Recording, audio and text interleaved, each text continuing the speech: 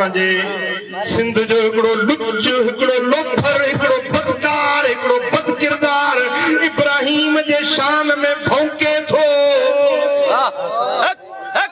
ओ ज़लील तोखे अल्लाह ज़लील कंदो, तोखे रब बर्बाद कंदो जो तू सोने अल्लाह जे खलील रब जे प्यारे दोस्त इब्राहिम जे ला घटिया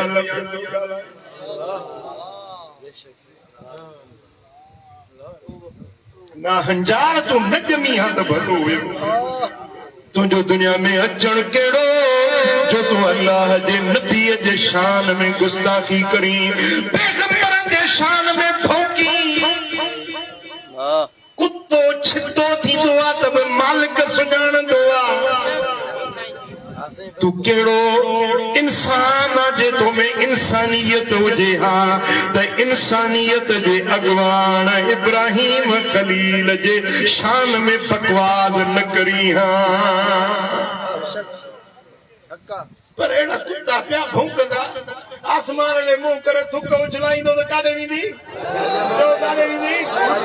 मुछ में लॻंदसि न।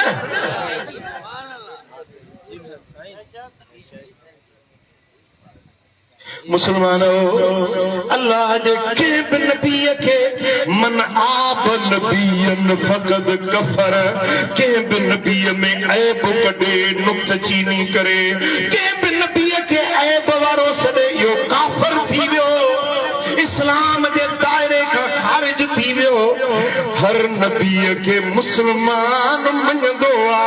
तोड़े जो असां ग़ुलाम मदीने वारे जा कलमो पढ़ियोसीं मदीने वारे ते, पर हड़नी नबीअनि खे मञण असांजे ईमान जो जुज़ो आ। हड़नी नबीअनि खे असां मञंदा आहियूं, हड़नी नबीअनि खे असां मञण वारा आहियूं।